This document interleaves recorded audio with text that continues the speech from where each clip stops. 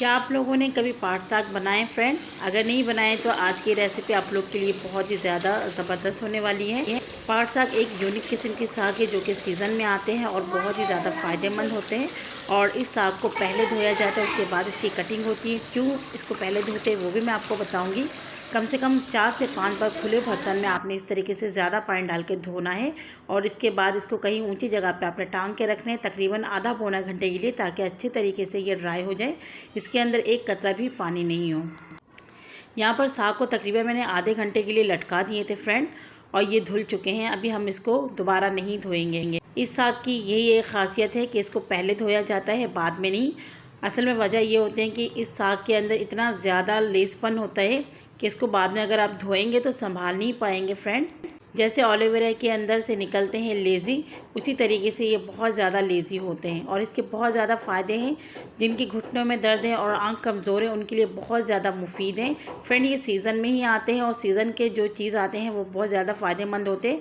उसको छोड़ना नहीं चाहिए। कभी ना कभी आपने इसको भी खाया होगा। अगर आप लोगों ने कभी नहीं खाया तो फ्रेंड मुझे कॉमेंट्स में बताइएगा।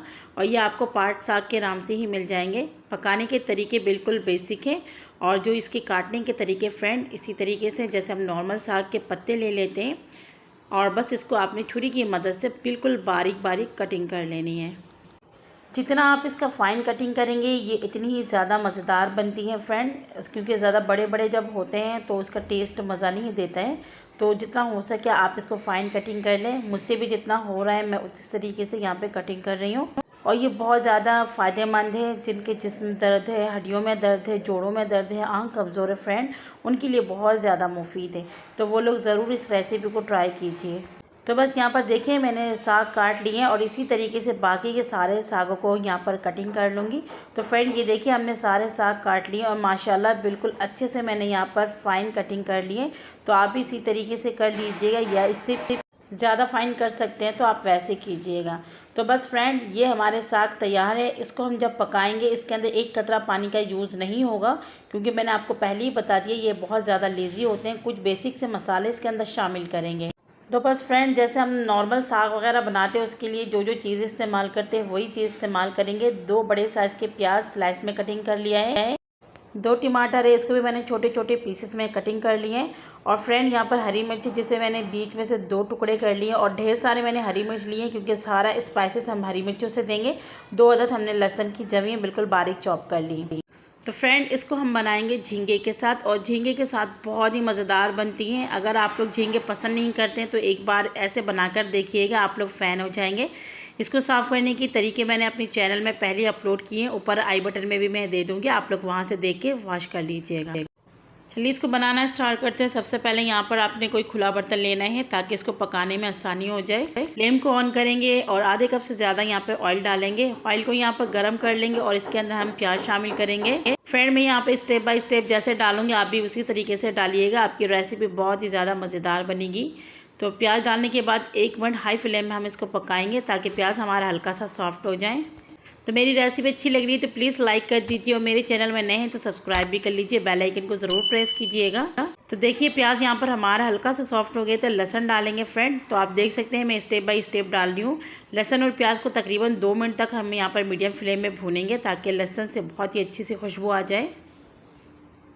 अगर आपको और भी साग की रेसिपी चाहिए तो फ्रेंड मेरे चैनल में पहले से ही अपलोड किए हुए पुई साग, कलमी साग और लाल साग की रेसिपी मैंने पहले आप लोग के साथ शेयर की है, आप लोग वो भी देख सकते हैं। बस यहाँ पर हमारे प्याज और लहसुन अच्छे से भून गए। उसके बाद हमने यहाँ पर जो झींगे हैं वो शामिल कर लिए, और फ्लेम को हाई करके तकरीबन 5 से 6 मिनट तक झींगे को हम फ्राई करेंगे। यहाँ पे झींगे फ्राई करते वक्त झींगे में से अच्छा खासा पानी निकलेंगे। तो फ्रेंड इसको आपने पकाते हुए ख़त्म कर लेना ताकि झींगे में से स्मेल भी ख़त्म हो जाए। तो ये देखिए माशाल्लाह झींगे में कलर आना शुरू हो चुके हैं। तो मज़ीद इसको थोड़ा सा और पकाएंगे। ये देखिए हमारे जो झींगे अच्छे से फ्राई हो चुके हैं और इसके ऊपर गोल्डन गोल्डन सा मार्क्स आ चुके हैं। तो फ्रेंड इसी तरीके से आपने भी करना है। अच्छे से खुशबू आने के बाद इसके अंदर हरी मिर्च शामिल करेंगे, और हरी मिर्च डालने के बाद मज़ीद इसे हम 1 मिनट और भूनेंगे।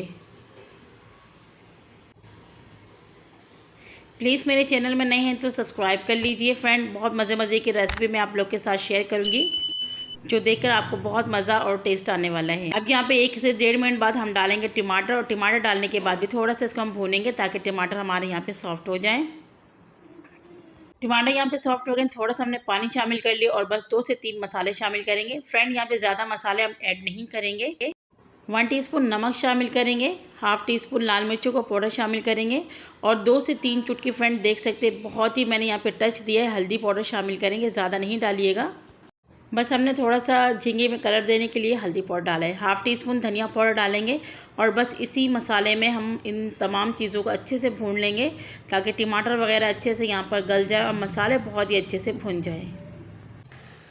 तो बस फ्रेंड ये आप देख सकते हैं जो हमारे झींगे और मसाले बहुत अच्छे से भून चुके हैं, माशाल्लाह बहुत अच्छी खुशबू आ रही है और टमाटर भी यहाँ पर गल चुके हैं। आप चाहें तो इस तरीके से भून कर भी खा सकते हैं, हल्का सा हरा धनिया डाल के 5 मिनट इसको कवर करके। तो बस बहुत ही अच्छे से भुन जाने के बाद यहाँ पर हम साग शामिल करेंगे, यानी कि पाट साग। और फ्रेंड एक कतरा भी यहाँ पे पानी का आपने यूज़ नहीं करना, हाई फ्लेम करेंगे और हाई फ्लेम करके तकरीबन 2 मिनट तक आप इन मसालों के साथ साग को मिक्स करते रहेंगे। फ्रेंड ये साथ ही साथ शीलिंग होते जाएंगे, यानी कि कम होना शुरू हो जाएंगे। तो बस इसको आपने चम्मच चलाते हुए इसी तरीके से 1 से 2 मिनट तक पका लेना है। तो यहाँ पर आप देख सकते हैं साग जो है तकरीबन हमारे शीलिंग होना शुरू हो चुके हैं। फ्रेंड आप मीडियम फ्लेम करके तकरीबन 7 से 8 मिनट के लिए इसको कवर करेंगे, बीच में 1-2 दफ़ा चम्मच भी चला लीजिएगा। 6-7 मिनट हो चुके हैं फ्रेंड, मीडियम फ्लेम में हमने कवर किया हुआ था और जो साग है बिल्कुल अच्छे से शीलिंग हो चुके हैं। आप देख सकते हैं बिल्कुल कम हो गए, यानी कि जितना हमने डाला था हाफ़ हो गए हैं। तो बीच बीच में आपने चम्मच चलाना है, ऐसा नहीं कि आपने कवर करके रख दिया और नीचे से ये चिपक जाए, तो ऐसा बिल्कुल नहीं करना है, आपने चेक भी करते जाना है। अब इस टाइम पे आपने क्या करना है, अच्छे से इसको एक दफ़ा चम्मच चला के मिक्स कर लेना है और मीडियम टू लो फ्लेम में फिर से इसको तकरीबन 8 मिनट के लिए कवर कर देना ताकि अच्छे से ये पक जाए। यहाँ पर 8 मिनट तकरीबन हो चुके हैं और बिल्कुल हमने दम वाली आंच पे रखा हुआ था। फ्रेंड ये देख सकते हैं आप, हल्की आंच में पकाने से अच्छे तरीके से ये पक भी जाते हैं और इसके अंदर हमने कोई पानी नहीं डाला, ये खुद ही जो भी अपने पानी में पका है अपनी दम में पक चुके हैं फ्रेंड। और यकीन माने इतनी मज़ेदार खुशबू आ रही है, इसकी जो खुशबू है ना बाहर तक जा रहे हैं फ्रेंड। अब थोड़ा सा नमक मुझे यहाँ पे कम लगा तो मैंने यहाँ पे नमक डाल दिया है और इस टाइम पर आप लोग भी चेक कर लीजिएगा, अगर कम हो तो डाल लीजिएगा, अगर ज़्यादा होगा तो फिर कम नहीं कर सकते हैं, तो इसलिए पहले से ही मैंने कम डाला हुआ है। अब यहाँ पे फ्लेम को थोड़ा सा हम बढ़ा लेंगे और 1-2 मिनट इसको दोबारा से पकाएंगे ताकि इसमें से एक अच्छा सा खुशबू आ जाए। तो फ्रेंड लाइक कर दीजिए प्लीज़, मेरे चैनल को सब्सक्राइब कर लीजिए। यहाँ पर फ्लेम को बंद कर लेंगे और इसको हम निकालेंगे एक प्लेट के अंदर।